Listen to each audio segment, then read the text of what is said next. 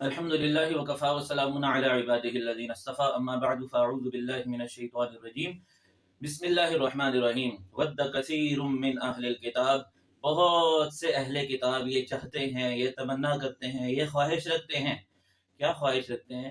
لو یردونکم من بعد ایمانکم کفارا، اے مسلمانوں تمہیں کسی بھی طرح سے ایمان سے نکال کر کفر کی طرف پھیر دیں۔ ایسا کیوں کرتے ہیں؟ حسدن، حسد کی وجہ سے۔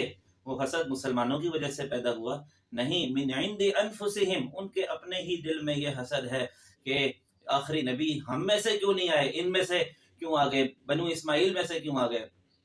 اور حسد سے کیوں تعبیر کیا جا رہا ہے؟ من بعد ما تبین لهم الحق، اس لیے کہ ان پہ حق واضح ہو چکا ہے کہ یہی سچے نبی ہیں، یہی سچی کتاب ہے، لیکن اس کے باوجود وہ اس کو تسلیم نہیں کر رہے، اسی لیے حسد سے اس کو تعبیر کیا گیا۔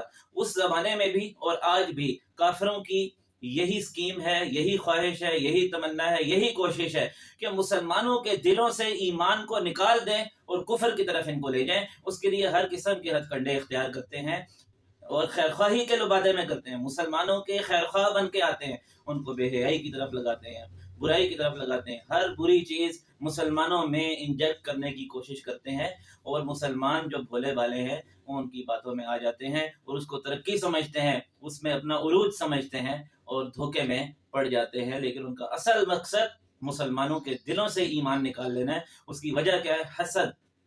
اور اس زمانے میں جہاد کا حکم نہیں آیا تھا، مسلمانوں کو غصہ آتا تھا کہ ایسا کیوں کر رہے ہیں، تو فرمایا وَفَعْفُوا وَاصْفَحُوا، انہیں معاف کرو اور ان کا خیال چھوڑ دو۔ کب تک یہ کرنا ہے؟ حَتَّى يَأْتِيَ اللَّهُ بِأَمْرِهِ، یہاں تک کہ اللہ تعالیٰ اپنا فیصلہ لے۔ وہ فیصلہ جہاد کا ہے، جب جہاد کا حکم آ جائے تو پھر جو ہے ان کو جواب دیں۔ ان اللہ علی کل شیء قدیر، اللہ تعالیٰ ہر چیز پر قدرت رکھنے والا ہے۔ اور جب تک جہاد کا حکم نہیں آتا وَأَقِیمُوا الصَّلَاةَ وَآتُوا الزَّکَاۃَ، تو اس وقت تک نماز قائم کریں، زکوٰۃ ادا کریں، تو یہ عمل جو آپ کریں گے ان کا بھی اتنا ہی ثواب ملے گا جتنا جہاد کرنے کا ہے۔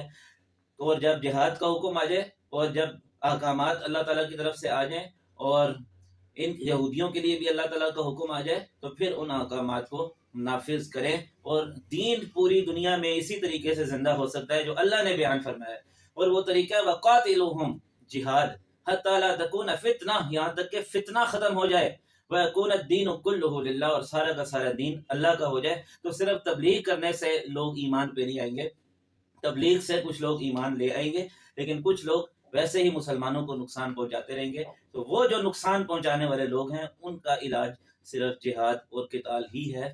اللہ تعالیٰ سے دعا ہے کہ وہ مسلمانوں کو ہدایت عطا فرمائے۔